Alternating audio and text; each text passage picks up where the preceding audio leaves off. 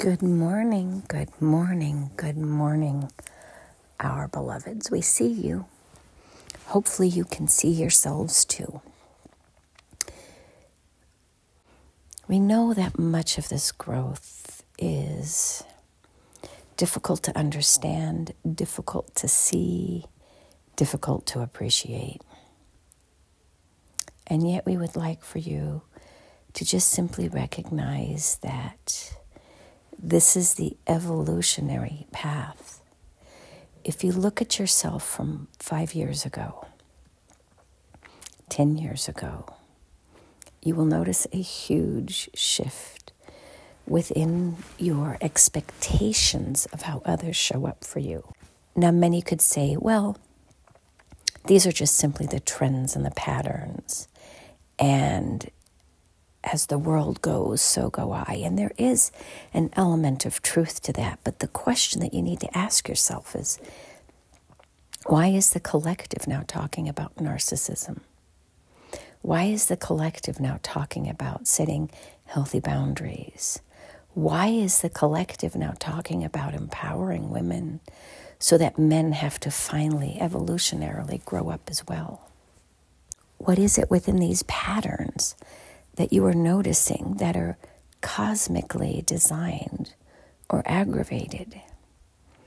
When you watch yourself going through new experiences where nothing makes sense anymore, meaning that you have to develop new skills and abilities to navigate where you find yourselves right now, why is that? Is it simply because nothing matters, or is it simply because everything matters? We are shaking loose all of those items, much like a snow globe.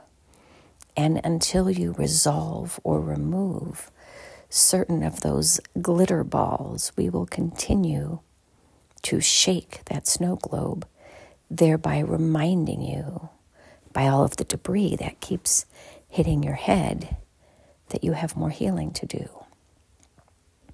And as you pull them out with tweezers or other devices, you will notice that most importantly, when we shake the snow globe, there's nothing left to distract or obstruct your view. You have clarity now. One could obviously argue it's not much of a snow globe then.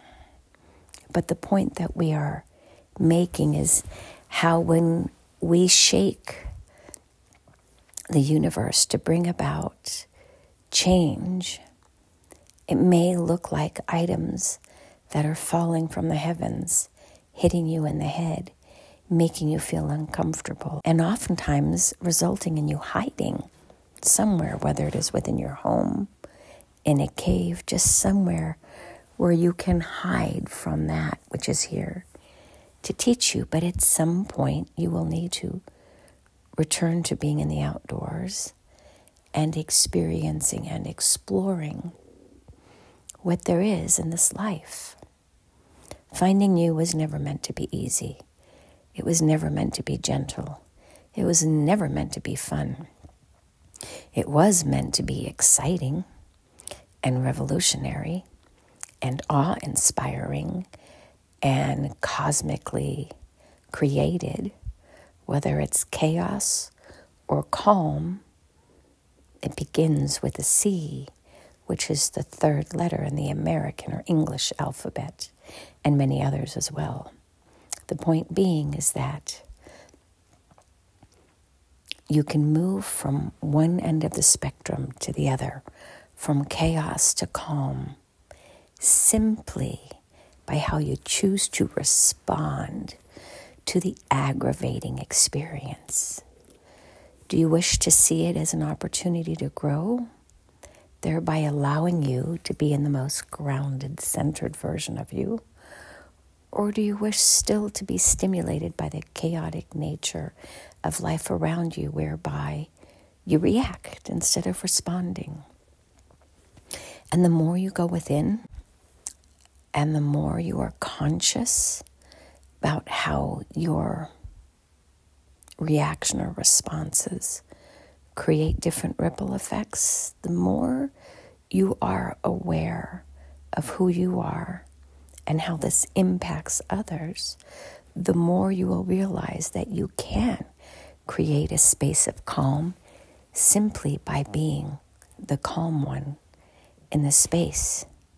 If you were in a chaotic experience, meaning a natural disaster or in a war-torn part of the world, who would you prefer to be around? Somebody who is calm and grounded and can act as a leader because you're not dysregulated? Or would you prefer to be around somebody who's running around like a chicken with their head cut off?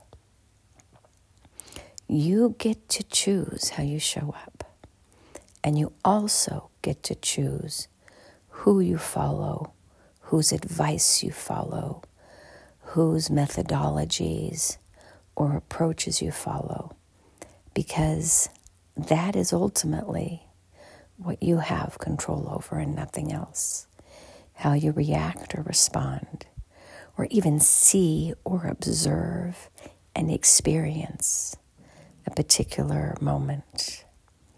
If you no longer feel like you are a victim of circumstance, but instead recognize that you are a co-creator of your life, once you recognize how much impact you can have in your own experience and in your own perception, you will then behave differently. And until then, rinse and repeat. And our question is, so how's that working for you? If you don't like where it's taking you, then choose a different path consciously. Instead of reacting out of emotion, respond out of the prefrontal cortex by logically and creatively being the agent of change that you wish to see in the world. It's not easy being you, but sometimes it's easier and better being you than the reflection of somebody else in your eyes. Being you is meant to be a phase of growth whereby we allow you to reach new highs and also lower lows in order to show you the contrast between emotion, reaction, and a loving and well thought out response. Be the grown-up that you wish to see in the world, but only when you come from a place of curiosity and what if, and not I am right and you are wrong. Believe in you and in your journey, whereby you allow yourself and invite yourself in to become the best version of you in every moment. And when you fail, when you flounder, when you flop, you just simply say, this is another opportunity for growth, where I haven't mastered these lessons or these experiences yet. And the next time, I'm pretty certain I'll nail it. And so it is. Namaste.